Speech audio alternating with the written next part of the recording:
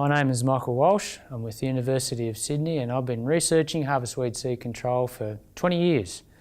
So harvest weed seed control really is about targeting weed seeds during the harvest operation. So first of all, why is harvest weed seed control important? The reason is that it's an opportunity to actually target those weed seeds that you would normally redistribute back across the field during harvest. And secondly, that opportunity is quite substantial. You can really have a substantial impact on the weed population in subsequent growing seasons simply by preventing the weed seeds from returning to the seed bank. In this graph here, we're looking at a focus paddock study conducted by Peter Newman, where over a period of 15 years, Pete has annually monitored the in-crop populations of annual ryegrass every spring. Now he's done this monitoring in 25 fields. 12 of those fields, the growers have used herbicides plus harvest weed seed control, and in 13 of the fields, the growers have relied on herbicides alone. The top line on that graph shows the results for growers who have used just herbicides alone to manage their annual ryegrass populations. And the results show that with herbicides, yes, you can get population densities down from very high levels to quite what we used to call acceptable levels of 5 to 10 plants per metre squared of annual ryegrass. The bottom line, where the growers again have used similar herbicide practices, but they've used additional harvest weed seed control treatments, have managed to reduce their populations even further to less than 1 plant per metre squared. And that's the key to survival in a productive cropping system, is just having those population densities down at very low levels. Okay, so the reason why harvest weed seed control can be so effective is really a biological attribute of a lot of our annual weed species present in our cropping systems. So for these species, annual ryegrass, wild radish, brome grass and wild oats, they all retain high proportions of their total seed production at a height in crop that means they get collected during harvest operation. So for example, we've determined that annual ryegrass on average will retain 88% of its total seed production above a low harvest cutting height of 15 centimetres. Similarly, for wild radish, 99% of its total seed production is again retained above this low harvest height. For brome grass and wild oats, a little bit less, 73 and 85% of their total seed productions respectively can potentially be collected during the harvest operation. Typically, what happens to these weed seeds, once they're collected by the harvester, they're processed along with the grain, the chaff, the straw, etc. The grain is retained in the harvester into the grain tank. Everything else is expelled out the back of the harvester. And these harvesters have these great chaff residue distribution systems so that the weed seeds, when they exit the harvester, they get spread back across the soil surface into the seed bank essentially. So really the harvest operation can potentially be a reseeding operation for weed seeds in particular. So harvest weed seed control, it was developed in response to escalating levels of herbicide resistance and a lack of available effective herbicides, but really it was developed because of this opportunity to target these weed seeds that are present in crops at crop maturity. So as I said, I've been working on harvest weed seed control systems for 20 years now, and over that period there have been a number of systems that have been developed by Australian growers specifically to target the weed seeds during the harvest operation. So the 6 commonly used harvest weed seed control systems are chaff lining, chaff tram lining, integrated Harrington seed destructor, chaff carts, bale direct system and narrow windrow burning.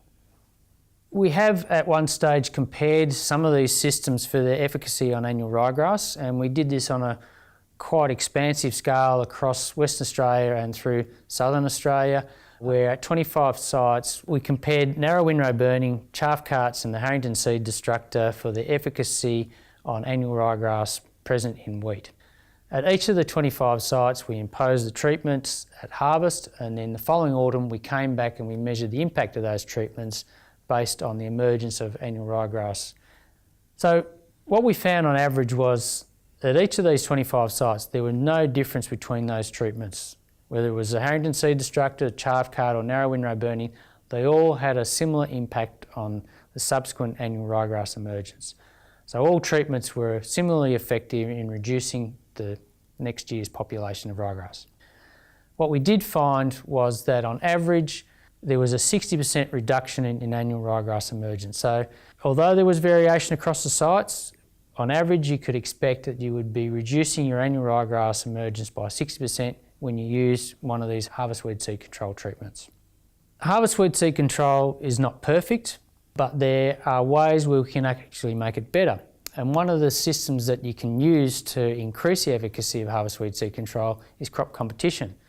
What we have found is that in competitive crops, high proportions of the weed seeds are actually retained upright in the crop canopy. Over a 3-year period, we've looked at the percent seed retention at various harvest heights at the one location with the one population of annual ryegrass. What we found was that those 3 seasons were quite variable in the amount of crop growth and production, and they all affected the seed retention height of annual ryegrass. In general, what we found was that in productive years where we had larger crops, there were higher proportions of annual ryegrass seed retained upright, higher in the canopy. In poor years, in a drought for instance, where there's a lot more open space in the canopy, annual ryegrass seed was retained lower in the canopy. Therefore, in those seasons where you've got open spaces, less crop competition, there's less likelihood that you're going to collect high proportions of your total seed production. So harvest weed seed control is not perfect, but we have found that there are ways where you can make it better. And crop competition is one of the techniques that you can use to actually increase the amount of seed collection that you achieve during harvest. At one site in Quairading in Western Australia, we've monitored the seed retention height of annual ryegrass in wheat over 3 consecutive seasons. So this is the same crop, wheat crops, and we've got the same population of annual ryegrass, and we found that the seed retention height varied according to the crop production. In good years, we found high proportions of annual ryegrass seed retained upright in the canopy. In poor years, when there was a less competitive crop, a lot more open space in the canopy, seed retention height on average was quite a bit lower. So that means that in good years, you're more likely to collect higher proportions of total seed production. In average years or poor years, such as enduring droughts, less chance of collecting high proportions of that total seed production. We've also found that crop competition does influence the amount of seed collection that you can potentially achieve in other weed species. So for wild radish, brome grass, as well as annual ryegrass, the more competitive crops that you've got, the higher proportion of total seed production you're actually going to collect at a low harvest height. So on the graph here, we're looking at wheat plant density on the x-axis and seed retention proportion above 20 centimetres on the y-axis. And with increasing wheat plant density, you get a high proportion of seed retention above 20 centimetres. It's particularly the case for brome grass. Annual ryegrass and wild radish already retain quite high proportions of their total seed production above 20 centimetres, but for brome grass, it's not until you get to 120 plants per metre squared of wheat that you actually start achieving those necessarily high proportions of seed production above that harvest height. Unfortunately, the same does not apply for wild oats, where regardless of the crop density, there was little impact on the proportion of total seed production retained above 20 centimetres. The other significant benefit of crop competition is an overall reduction in the amount of seed produced by these weed species. So here again we're looking at wheat plant density on the x-axis, and we've got total seed production on the y-axis. Without plant density, without wheat crop density, these species, annual ryegrass, wild radish, brome grass and wild oats, all produce thousands of seed per metre squared. As soon as you start planting wheat around those individual ryegrass or weed plants, you start reducing their total seed production substantially. So for example, wild oats, even though we didn't have any influence on seed retention height, we did have a massive effect on the amount of total seed production for that species. Other ways that you can manipulate the system to increase the amount of seed retention is through the use of swathing. So we all know that you swath the crop just prior to crop maturity. You place it in a narrow windrow or in a windrow to prevent seed head loss of the grain. Well, the same also applies for weed species. So we've determined that for annual ryegrass, at swathing time, 95% of its seed is retained. At harvest time, 3 weeks later, that same 95% of seed retention is still there to be collected with the swath. However, if you leave those annual ryegrass plants freely standing, 3 weeks later, after the crop has been swathed, only 65% of seed retention is still occurring. Okay, so back to our graph and the need for zero weed tolerance. So here we've shown that over time you can dramatically reduce the annual ryegrass populations in your crops by using harvest weed seed control in addition to your normal weed control practices. Now the reason why we want to get to very low in-crop densities of annual ryegrass is that we want to preserve our weed control treatments. And that can only be achieved with low weed population densities. And this is because those weeds that are surviving in crop all produce high levels of seed production.